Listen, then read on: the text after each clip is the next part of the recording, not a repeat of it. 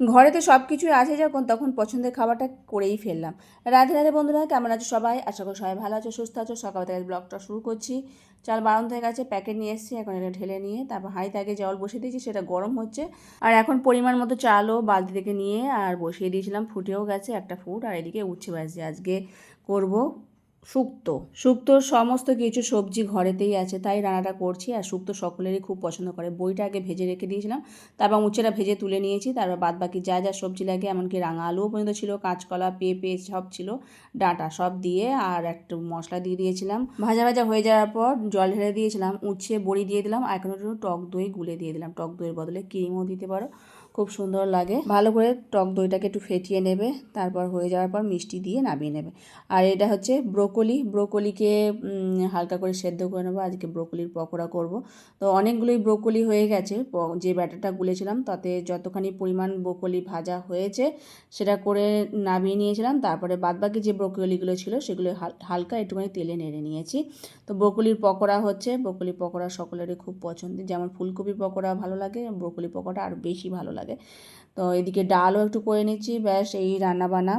আর এটাকে করে নামিয়ে নিয়েছি, আবার একটা কড়ার মতো দিয়েছি, কিন্তু অনেকখানি ব্রোকলি হয়ে গেছে, সেটাকে আবার হালকা করে ভেজে নিই। যতখানি ব্যাটার ছিল ততখানি, তারপরে বাদ বাকি ব্যাটার মানে কম পড়ে গেছে, তখন ওরম করে ভেজে নিয়েছি। তো আর এই যে ভগবানের ভোগ নিবেদন হয়ে গেছে, শুক্তো, মিষ্টি দই, ডাল, ব্রোকলি ভাজা আর ব্রোকলির পকোড়া, শসা, লেবু, লবণ দিয়ে ভোগ নিবেদন করেছিলাম। এখন প্রসাদ পাবো। শুক্তো তো আমাদের ঘরে সকলে খুব পছন্দ করে, আমারও খুব ভালো লাগে, সেই দিয়ে প্রসাদ হয়েছে। আর শুক্তোটা খেতেও খুব সুন্দর হয়েছিল। তার সাথে জয়িতা খালি বলছিল, মা শুধু ব্রোকলি ভাজা দাও। আর ওই পকোড়া ধরনের জিনিসগুলোকে সস দিয়ে খায়, মানে ও আর অন্য দিয়ে খায় না, ব্রোকলি ভাজা দিয়ে আর শুক্তো দিয়ে খেয়েছে।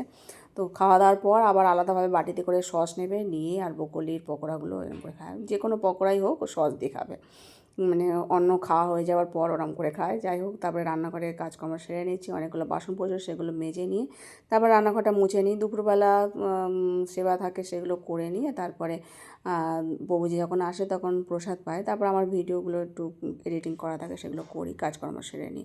এটা হলো রাত্রিবেলা অল্প করে রুটি করছি, কারণ ওবেলা একটু অন্ন ছিল। একটু আগে গো কলেজ থেকে এসে প্রসাদ পেয়েছে, কিন্তু আরও কিছুটা অন্ন আছে, তো সেটাকে ভাবছি ভেজে নেবো। ভগবানের জন্য কয়েকটা রুটি করে নিচ্ছি, রুটি আর বেগুন ভাজা করেছি, সাথে মিষ্টি আছে। আর এই যে আমি সয়া চিলি করেছিলাম, সেটা অনেকখানি আলাদা করে রেখে দিয়েছিলাম, সেটাকে আবার গরম করে একটুখানি করে নিয়েছি। আর অন্যটাকে হালকা করে ভেজে নিয়ে মশলা দিয়ে, আর এটাই দুই ভাই বোন খুব পছন্দ করে। ভগবানের ভোগ নিবেদন হয়ে গেছে, তো এখন আমরা সকলে মিলে প্রসাদ পাবো। মিষ্টিও দিয়ে দিয়েছিলাম ভগবানকে। এখন দুই ভাই বোনকে এই অন্নটাকে ভাগ করে দিতে হবে, আর আমরাও রুটি প্রসাদ পাচ্ছি। রাতের এই মহাপ্রসাদ। আর আজকে মতো ভিডিও এখানে শেষ করছি। সকলে ভালো থেকো, সুস্থ থেকো। হরে কৃষ্ণ।